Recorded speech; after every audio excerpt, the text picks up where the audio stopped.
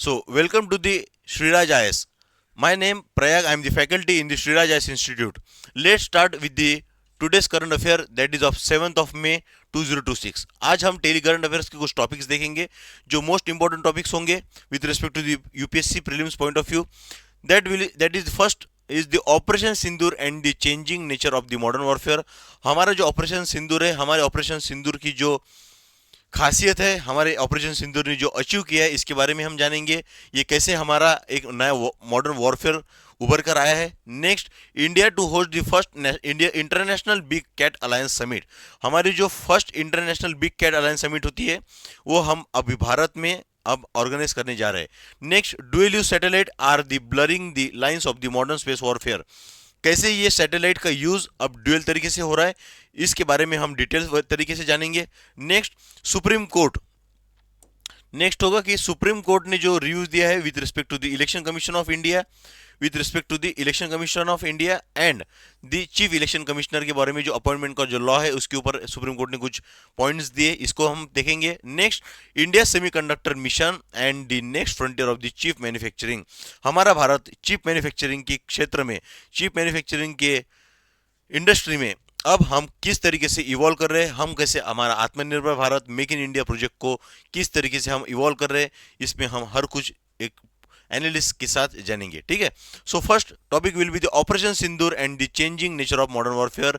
This topic is the most important topic with respect to the internal security, defense technology and the nuclear deterrence as well. अगर कोई topic nuclear के अगल बगल घूमता है, nuclear के रिलेटेड कुछ क्वेश्चंस आते हैं, तो इसमें ये टॉपिक मोस्ट इंपॉर्टेंट टॉपिक होगा with respect to the India's internal security point of view. Okay. So next I want to highlight that why this in the news. ये क्यों न्यूज में रहा है? क्योंकि ऑपरेशन सिंदूर एक ऐसा सिग्निफिकेंट एग्जांपल बना है हमारे भारत का इवॉल्विंग मिलिट्री स्ट्रेटेजी में कि हमने न्यूक्लियर जो एनवायरमेंट दिख रहा है न्यूक्लियर कंट्रीज के कंपैरिजन में, हमारे भारत ने इस स्ट्रेटेजी को इस तरीके से यूज किया कि हमने बिना न्यूक्लियर यूज करे हमारा जो वॉरफेयर है, हमारे जो टैक्टिक्स है, हमारा जो मिलिट्री स्टैंडर्ड्स है, उसको किस तरीके से हमने यूज किया है. Then the operation demonstrate. ये ऑपरेशन डेमोस्ट्रेट करता है कि हम में क्या कैपेसिटी है, हमारा जो कैलिबर है वो इस मिलिट्री एक्शन से दिखाई देता है without allowing the escalation, without कुछ ज्यादा हानि ना पहुंचते हुए हमने किस तरीके से इसको टैकल किया है. दिस डेवलपमेंट शोज, ये जो हमारा ऑपरेशन सिंदूर में जो हमारे जो डेवलपमेंट्स है, इसको हमने टेक्नोलॉजी ड्रिवन, उसके बाद intelligence centric and fought in the grey zone between the peace and warfare. हमारे जो मॉडर्न कॉन्फ्लिक्ट्स है ये हम किस तरीके से हम अभी जा रहे हैं, किस तरीके से हम अप्रोच कर रहे हैं, इसका भी एक ये बढ़िया उदाहरण दिखता है. ठीक है. Then the operation emphasized the growing importance of the cyber warfare, electronic warfare, intelligence fusion and the civilian resilience in the contemporary military strategy. ये हमारी जो ऑपरेशन सिंदूर है इसकी एक खासियत है. ठीक है. Understanding operation Sindoor and its strategic objectives. Operation Sindoor क्या दिखाता है? एक calibrated military response which is aim at imposing the strategic cost while maintaining the escalations control. Okay, so that's why this is the most important objective and the strategic objective of our operation sindoor. Aggression with restraint. ये जो operation है ये reflect करता है a doctrine of aggression with restraint, because क्योंकि हमने इसमें एक precise operations, strategic signalling and limited objectives का यूज करके इसका जो कन्वेंशनल मोबिलाइजेशन था इसको हम टारगेट करके प्रॉपरली हम यूटिलाइज कर पाए. नेक्स्ट, इंडिया डिलिबरेटली और avoided the widening of the conflicts. हमने ज़्यादा कॉन्फ्लिक्ट्स को न बढ़ाते हुए हमने एक स्ट्रेटेजिक वे में हमारी जो कैपेसिटीज है उसको डिमॉन्स्ट्रेट करके हमारा confidence and political maturity all over the world दिखाई पड़ी है इसके कारण. ठीक है. एंड ये जो ऑपरेशन है, ये ऑपरेशन एक चीज हाईलाइट करता है. I want highlight this point in a very precise way, that is this operation highlighted the limited military engagement. हमारा जो मिलिट्री एंगेजमेंट था ये लिमिटेड वे में था and even between the nuclear arm states होने के बावजूद भी हमारा जो स्ट्रेटेजी था वो without nuclear, but it should be a clearly strategy based of the military as well as our administration as well. This is the most important point I need to highlight here. Then India attempted to dominate the gray zone below the threshold as the conventional warfare, thereby creating the uncertainty for the adversity. ये जो हमारा operation है, ये operation India की border policies, हमारी जो border policy है उसको एंड क्रॉस बॉर्डर टेररिज्म को कम करने में भी बहुत सहायता मिलेगी। ठीक है। जो पहलगाम अटैक हुआ था, जिसके कारण जो डिस्टेबिलाइज हो चुका था कश्मीर का, insecurity on and fail to generate the large scale instability militant mobilization, जो कश्मीर में जो हालात हो चुके थे उस पर काबू करने के लिए इंडिया ने जो स्टेप उठाई थी, which is called as the operation Sindoor, जिसका नाम दिया गया था ऑपरेशन सिंदूर, ये स्टेज आज हमें सक्सेसफुल दिख रही है। ठीक है। The shift from conventional to hybrid warfare.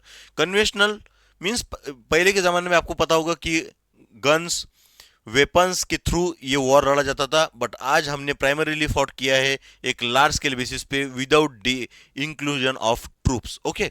Next, the modern warfare including combines the conventional military forces like cyber attacks, information warfare, proxy conflicts, economic pressures and the psychological operation. Psychological operation आपको पता ही होगा कि Indus water treaty, जो कि Indus water treaty के through हमने जो एक साइकोलॉजिकल ऑपरेशंस हमने यूज किया था कि हम हमारा जो इंडस वाटर का पानी है वो बंद कर देंगे, उसके कारण क्या होगा, एक साइकोलॉजिकल डिस्ट्रप्शन आएगा, एक मेंटेलिटी को प्रेशर क्रिएट होगा और उस तरीके से एक कंट्री पर भी प्रेशर आने की संभावना होती है। इस तरीके से हमारा भारत एक टैक्टिकली वॉरफेयर को खेलना अभी जान गया है। ठीक है। Hybrid warfare blurs the distinction between the war and the peace. इससे ये जो हाइब्रिड वॉरफेयर है, हाइब्रिड वॉरफेयर एक क्लियर कट लाइन और क्लियर कट इसका जो इमेज है वो दिखता नहीं है।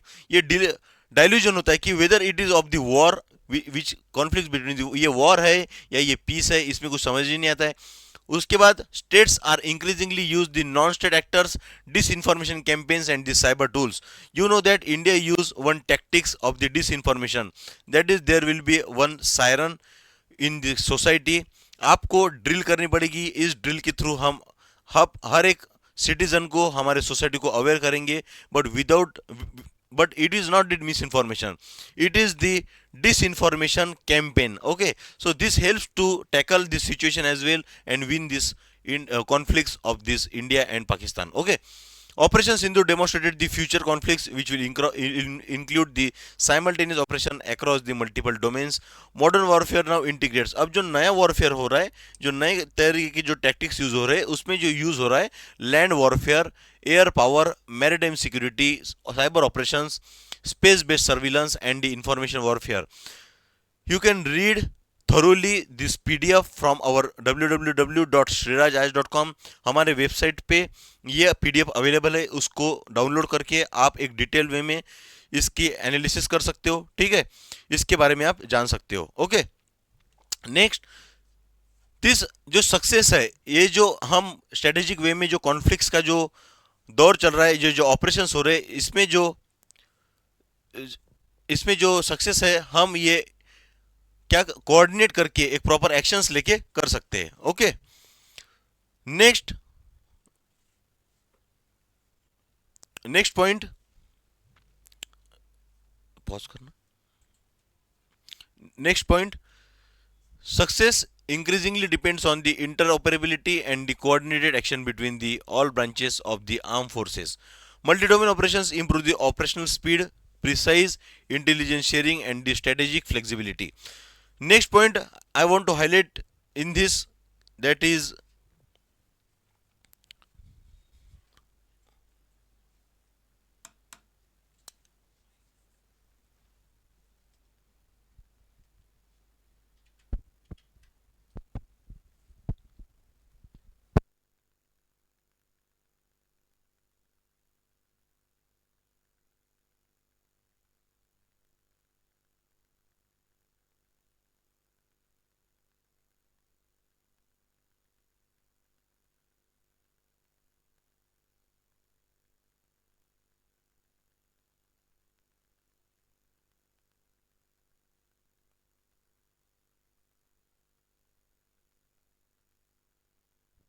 okay, so electronic warfare and the information dominance, electronic warfare and information dominance, इसके बारे में हम जानेंगे कि क्या होता है। ठीक है ना।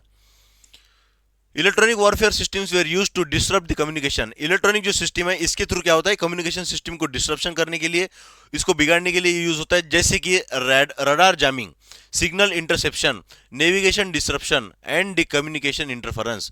सो this are the tools which they use to disrupt the electronic communication system. And the growing role of the emerging technologies में जो हो रहा है, जैसे कि देखो टेक्नोलॉजी अभी जैसे जैसे इवॉल्व होगी with respect to the artificial intelligence, with respect to artificial intelligence, autonomous weapon systems, drones and swarm drones, satellite based surveillance, precision guided uh, mutations, and quantum communication system. This technological superiority increases the military strategy as well as the strengths of the troop as well. जो grey zone warfare है, nuclear deterrence है, इसके बारे में हम जानेंगे कि grey zone warfare क्या होता है। Grey zone warfare refers to the hostile activities that remain below the threshold of the conventional war। Conventional war जो होता है, वॉर का जो आपको पता होगा कि वॉर किस तरीके से होता है, वॉर को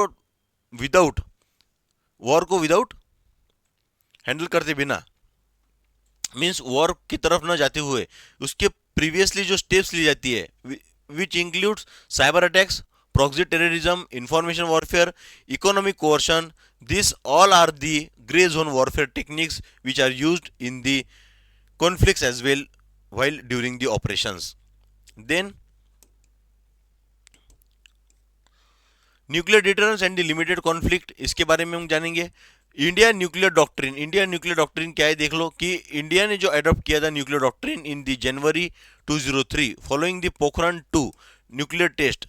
The doctrine is based on किस प्रिंसिपल पे बेस्ड थी, credible minimum deterrence, meaning that is it maintains only the minimum nuclear capability which is use, no first use policy. Underline this word, no first use policy हमने use की थी, that is that nuclear weapons will be only used in the retaliation against the nuclear attack. अगर किसी other country से, other actor से जो nuclear powered हो, उनकी तरफ से अगर हमारे पास मान लो कि अटैक होता है, तो ही हम हमारी तरफ से यूज करेंगे, otherwise we will not use this nuclear wars, okay, nuclear weapons. So this massive retaliation is intended to inflict the unacceptable damage on the aggregators. ये जो nuclear retaliation can only be authorise by the civilian political leadership through the nuclear command authority. NCA जो है ये ठहराती है कि how this nuclear will be used. Then the significance of operation Sindoor for India, this is the most important point. देखो ये point जो है ये with respect to the India होता है, ये विथ रिस्पेक्ट टू इंडिया का जो इंपॉर्टेंस है ये बहुत इंपॉर्टेंट होता है, ताकि इससे ही आपके क्वेश्चंस बनेंगे और ये आपका ओपिनियन रहेगा आपके आंसर्स में भी, मेंस के, okay. So C, operation demonstrated India's growing capability to conduct the precise and politically calibrated military responses under the nuclear conditions। ये हमें दिखाता है कि हम हमारे जैसी ग्रोइंग इकोनॉमी है, हमारे जो जैसा ग्रोइंग स्ट्रक्चर है, हम अब कैपेबल बन चुके हैं, हम अब पॉलिटिकली कैलिब्रेटेड हो चुके हैं कि हम हमारे decision with respect to the हमारा जो कॉन्स्टिट्यूशनल वैल्यूज है उसकी तरीके से ले पाए, ताकि हम हमारा कंट्री प्रोटेक्ट कर पाए, ठीक है। So next, it strengthens the India's deterrence credibility it needs for the indigenous defense technologies, and it shows the importance of coordination as well as all these wars in India is transition towards the preparing for the hybrid as well as the technology driven wars which helps in building the nation as well। so हमने challenges क्या देखे कि हम cyber attacks जो है वो हमारे जो एक्सट्रीमली डिफिकल्ट है उसको अटैक करना, उसके बाद rapid technological changes dependence on the imported defense technologies create the strategic vulnerabilities। At last, India's future preparedness will depend upon, हमारा जो इंडिया का जो फ्यूचर प्रिपेयर्डनेस है ये किस पर निर्भर करता है, that how we are able to combine the technology, its modernization, indigenous defense capability and institutional coordination, and the national resilience into an integrated security framework। So this is the first point we completed as the operation with respect to the operation Sindoor, okay। So next, India to host the first international big cat alliance, ये बहुत simple topic है जो environment related है। भारत अभी first international big cat alliance जो summit है उसको participate करने जा रहा है, जो 1 जून, मतलब वो जो समिट है उसमें अभी इंडिया होस्ट करने जा रहा है, जिसमें 95 कंट्रीज का इन्वॉल्वमेंट है और हम एक्सपेक्ट करते हैं कि adoption of Delhi declaration that will be strengthening our global cooperation for the big cat conservation.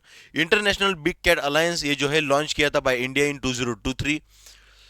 2023 में ये जो बिग कैट अलायंस नाम की समिट है ये लॉन्च की गई थी during the commemoration of 50 years of project tiger. हमारे जो प्रोजेक्ट टाइगर है उसको 50 साल होने के हो गए थे, इसके कारण ये समिट की थी। ठीक है, this summit highlight the India's growing leadership in the global biodiversity governance.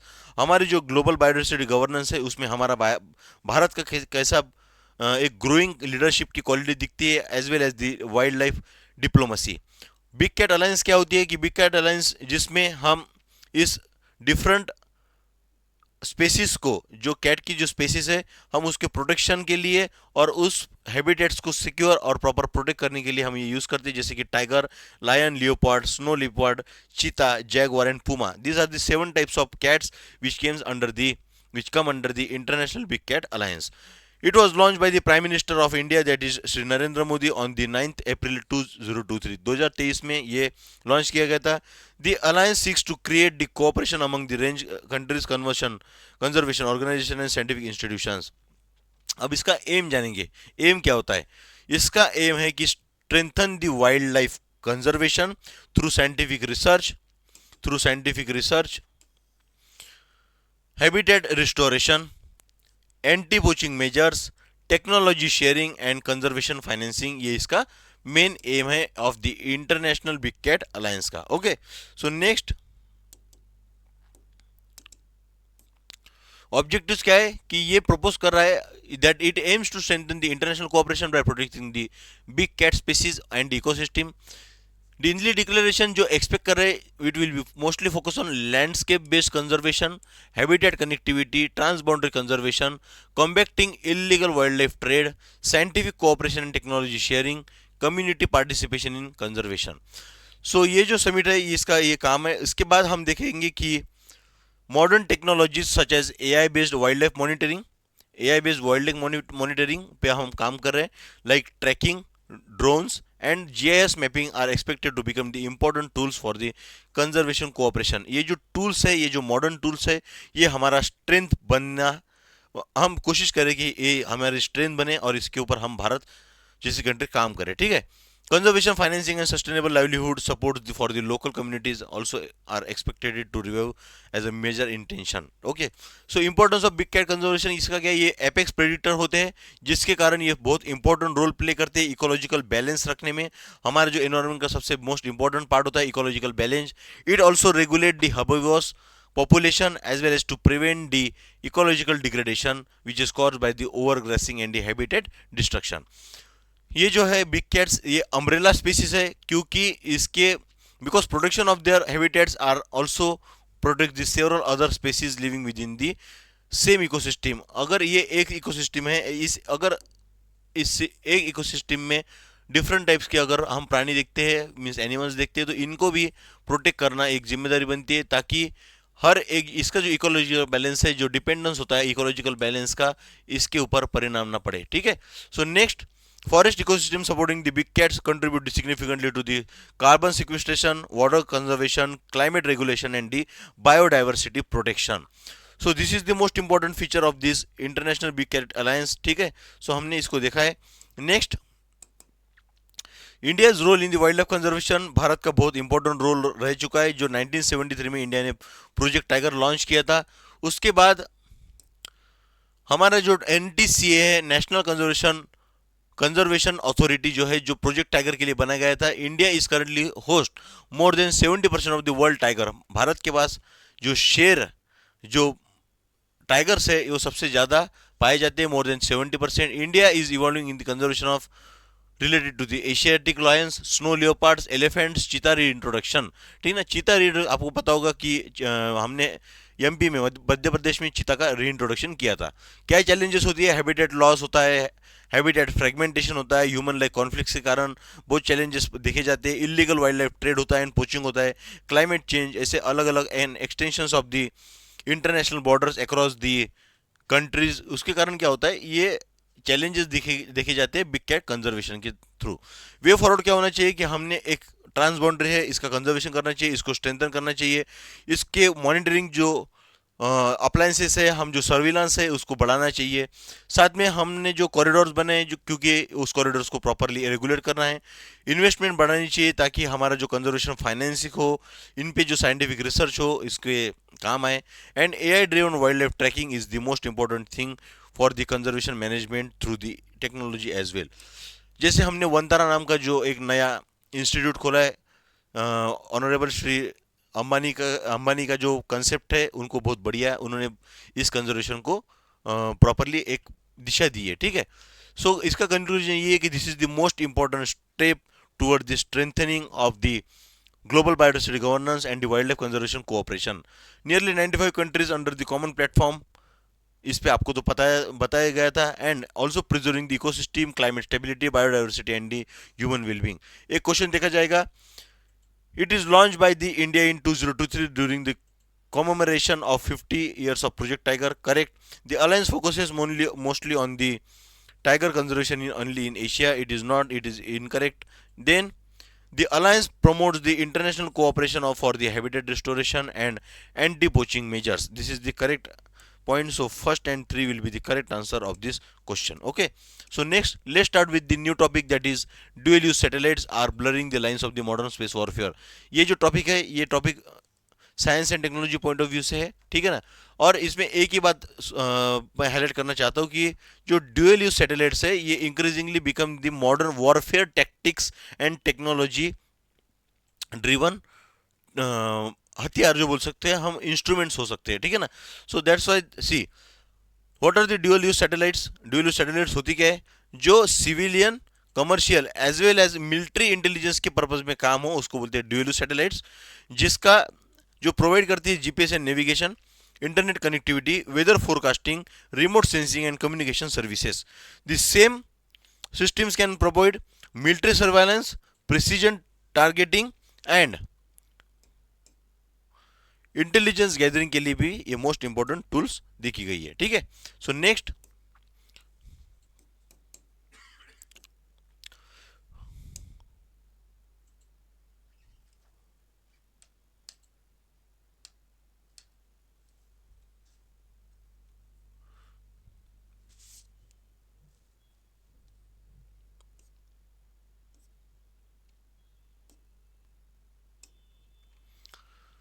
Role of dual use satellites in modern warfare. Satellite based infrastructure, large scale technical communication bandwidth, ये जो इंपॉर्टेंस है इसके, ये इंपॉर्टेंस आपको इसके जो रोल्स है, sorry इसकी जो रोल्स है ये आप पीडीएफ से पढ़ लेना, ठीक है ना। उसके बाद इसकी चैलेंजेस देख लेंगे कि जो distinction between the civil and the military targets is collapsing. हम कंफ्यूज हो रहे कि ये इस टारगेट्स को कैसे हम बाइफरकेट किया जाए। इंटरनेशनल ह्यूमैनिटेरियन लॉ, इसका जो ऑपरेशंस होता है ये लेजिटिमेट तरीके से नहीं होता है। इस साइबर अटैक्स के कारण जैमिंग, स्पूफिंग एंड हैकिंग जैसी जो इरेगुलर एक्टिविटीज है ये मोस्टली बढ़ गई है। GPS spoofing and mislead the ships, aircraft and military system, इसके कारण ये टारगेट होने की संभावना है, ठीक है। Next, the Kessler syndrome, it creates the orbital debris and increasing the Kessler syndrome, ये बढ़ने की संभावना है। इंटरनेशनल लॉ क्या बोलता है कि आउटर स्पेस ट्रीटी जो 1967 में फॉर्म हुई थी, ये एक फाउंडेशन है for the international space law and emphasis the peaceful use of outer space. Article 2 of the UN charter prohibits the use of forces and but there should be no clear consensus. Clear consensus नहीं होने के कारण ये direct legal actions लेने में थोड़े से proper implication नहीं दिखती है, ठीक है। सो नेक्स्ट, कंक्लूजन देखा जाएगा, वे फॉरवर्ड्स आप पढ़ लेना इस पीडीएफ से, ठीक है ना, जो मोस्ट इंपॉर्टेंट होती है वे forwards, that how this dual use satellites can be used. The use of satellites marks a major transformation in the nature of modern warfare, and this rise of cyber warfare, signal disruption and the commercial military integration has blurred the lines of the traditional legal and the strategic boundaries as well. Okay, next practice question देख लेंगे। Do use satellites can simultaneously support the civilian and the military functions. Outer space treaty 1967 explicitly regulates the cyber warfare in outer space, and ये तो गलत statement है। And GPS spoofing involves the transmitting false navigation signals to the mislead receivers. Okay, first and third will be the correct. You can attempt this UPSC mains practice question as well. Supreme Court review. CC और इसी के बारे में ये appointment law जो political part है, ठीक है। The supreme court is hearing the petitions challenging the chief election commission and other election commissioner का जो अपॉइंटमेंट एक्ट है, अपॉइंटमेंट एक्ट का आपको पता होगा कि जो 2023 में लाया गया था, ठीक है ना। इसमें चीफ जस्टिस ऑफ इंडिया को निकाल दिया गया था, इसके बारे में ये न्यूज़ बताई जा रही है, ठीक है। इसमें बोला गया कि the petitioners argue that the law gives the excessive control to the political executive को एक एक्सेसिव रोल दिया गया है, क्योंकि उनके जो पॉलिटिकल एग्जीक्यूटिव मतलब हमारे जो पार्लियामेंट में जो बैठे हैं उनको एक एक्स्ट्रा पावर दी गई कि सीसी और EC means chief election commissioner और इलेक्शन कमिश्नर के जो रोल्स है, कि जो सॉरी इनका जो अपॉइंटमेंट्स है ये कौन करेगा, पॉलिटिकल एग्जीक्यूटिव। ये कंट्रोवर्सी इमर्ज हुई थी ड्यूरिंग द सीजीआई जो हमारे थे उनको अपॉइंटमेंट कमेटी थी, जिसमें यूनियन कैबिनेट मिनिस्टर को इंट्रोड्यूस किया गया था by the prime minister of India. It issues relate to directly to the independence and neutrality of the election commission of India. तो ये बायसनेस का जो खेल चल रहा है, ये बायसनेस है या नहीं है, न्यूट्रलिटी होनी चाहिए, इसके बारे में बोला जा रहा है। तो इसके बारे में आप इसका बैकग्राउंड पढ़ लेना। जो अरूप बरनवाल जो केस है, अरूप बरनवाल केस जो बोलती है कि फ्री एंड फेयर इलेक्शंस के लिए हमारा जो बेसिक स्ट्रक्चर का जो पार्ट है इंडिया के, ये बोलता है कि इसमें prime minister, leader of opposition in the Lok Sabha and chief justice होना चाहिए, जो आर्टिकल 324(2) का पार्ट है। And following the judgment parliament enacted 2023 law replacing the CGI, CGI को रिप्लेस करके सीजीआई को रिप्लेस करके सीजीआई को रिप्लेस करके यूनियन कैबिनेट मिनिस्टर को डाला गया था, ठीक है। So in this way we completed this point also. What is 2023 appointment law, आप इस पीडीएफ से पढ़ लेना है, ठीक है ना, कि अपॉइंटमेंट कमेटी में कौन कौन है अभी, ये सब कुछ मैंने बता दिया, ठीक है। नेक्स्ट हम देखेंगे कि इसकी कॉन्स्टिट्यूशनल बेसिस क्या है। Election commission conducts election commission किस किस का इलेक्शन कराता है कि parliament, state legislature, office of president, office of vice president. ये जो केस है, सिग्निफिकेंस ऑफ दिस केस ये क्या बताती है, this case is important for determining the balance between the parliamentary supremacy and institutional independence. Okay, so next ये आप chart देख लेना कि कॉन्स्टिट्यूशनल बेसिस में क्या होता है, सर्च कमेटी क्या करती है, सिलेक्शन कमेटी क्या करती है, एंड फाइनल अपॉइंटमेंट कैसा होता है, ठीक है। ये वे फॉरवर्ड दिए गए और कंक्लूजन बोला गया है कि supreme court will review the 2023 Election Commission appointment law raises the critical questions about the independence of the constitutional institution in India। ये जो डिबेट है ये अल्टीमेटली रिफ्लेक्ट कर रही है कि it reflect the larger constitutional principle that free and fair elections are essential for sustaining democratic legitimacy, ठीक है। सो इस तरीके से and the last point, India semiconductor mission and the next frontier of the chip manufacturing. हमारे union cabinet ने अभी approve कर दिया है कि हम 2 new semiconductor plants under the India semiconductor mission, जो आईएसएम नाम का जो मिशन है, इसके अंतर्गत हम अभी नए मिशन लॉन्च करने जा रहे हैं, जिसमें पॉसिबल होगा कि ये फर्स्ट डिस्प्ले फैब्रिकेशन यूनिट बनेगा, ठीक है। अप्रूवल के बाद 12 सेमीकंडक्टर ऐसे रिलेटेड प्लांट्स हम first time Indian mission semiconductor में लेने जा रहे हैं। Tata electronics is establishing India's first commercial semiconductor fabrication plant in Dholera, Gujarat. Okay, Dholera, Gujarat. Micron Technology has already started the commercial production of memory chips in Gujarat 2026. Development marks India's transition. ये जो transition दिख रही है from chip importing economy to the chip production economy, this is the most important point of this today's topic. India semiconductor mission क्या है, ये 2021 में launch किया गया था, ministry of electronics and information technology के अंदर ये आता है। इसका मेन एम है कि it reduce the import dependence, strengthen the technological sovereignty and position India as the global semiconductor manufacturing hub all over the world. Objective क्या है, डेवलप करना, इंडिजिनस टेक्नोलॉजी को बूस्ट करना, रेजिडेंट सेमीकंडक्टर सप्लाई चेन में हम एक अच्छा build कर पाए, ऐसा ऐसा मार्केट तैयार करना, एंड टेक्नोलॉजी ड्रिवन हमारी इंडस्ट्री हो, इस तरीके से काम करना। ISM 1 क्या था, 1.0 आप पीडीएफ से पढ़ लेना है। ISM 1 क्या होता है, इसके मेन फोकसिंग एरियाज क्या होता है, इसका मैन्युफैक्चरिंग का इंपॉर्टेंस किस किस क्षेत्र में, chips are essential for the smartphone, computers, artificial intelligence systems, electronic vehicles, defence equipments, telecommunication, medical devices and space technology as well. ये जो हमारा जो अभी इंपोर्टिंग जो सेक्टर था हमारा, हम जो इंपोर्ट करते थे, India current imports are large shares of the semiconductor requirement making the economy vulnerable to the global supply disruptions. अभी क्या होगा, हम टेक्नोलॉजी ड्रिवन होंगे, टेक्नोलॉजी हम सोवेनिटी इसको ग्रैब कर पाएंगे, और ये जो मैन्युफैक्चरिंग सेक्टर है अभी हमारे digital India, make in India and आत्मनिर्भर भारत को अभी सपोर्ट करेगा, बूस्ट करेगा.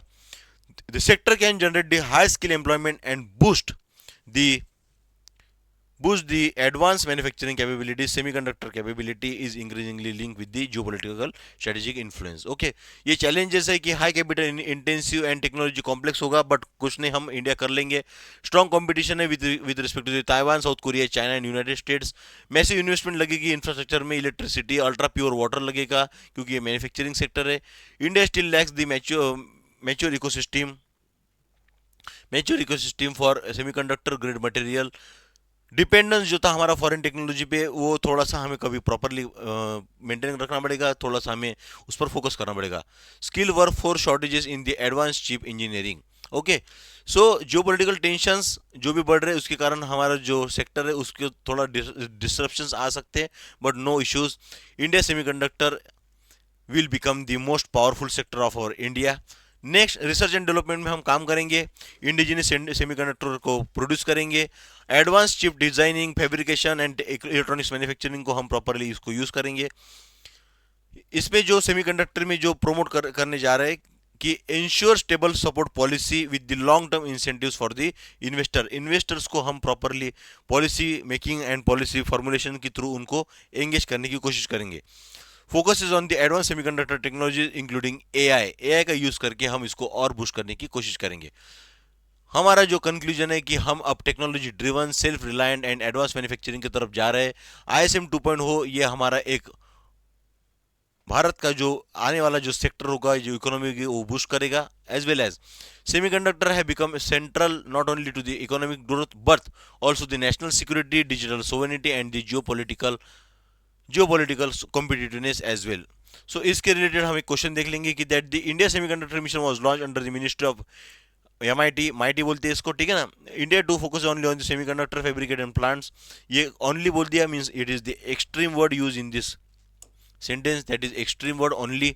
It is absolutely wrong means ये पॉइंट ही रॉन्ग हो गया. And first and three will be the correct, that will be the answer B. Okay, एक मेंस का क्वेश्चन देख लेंगे इसमें से. मेंस का क्वेश्चन कि semiconductor have become critical for economic growth, technological sovereignty and national security as well. Discuss in the context India semiconductor mission. ये 250 words का क्वेश्चन होगा. इस तरीके से हमने आज के सब पॉइंट्स चेक किए, ठीक है ना. हमने क्लियर कर लिए. उसके बाद कुछ डाउट होता है तो आप पूछ सकते हो, otherwise this will be the today's current affairs of 7 मई 2026. इसी तरीके से हम कल भी करंट अफेयर्स के साथ आएंगे, जो इंपॉर्टेंट पॉइंट्स होंगे उसको हाईलाइट करेंगे, ताकि आपका ये फास्ट रिवीजन हो. और आप ये जो PDF है ये आप वेबसाइट से डाउनलोड कर सकते हैं, इसको थरोली पढ़ना है, इससे पॉइंट्स निकलेंगे. इस पॉइंट्स को आप प्रीलिम्स पॉइंट ऑफ व्यू और मेंस पॉइंट ऑफ व्यू से यूज़ कर सकते हैं. Thank you so much, have a nice day, जय हिंद.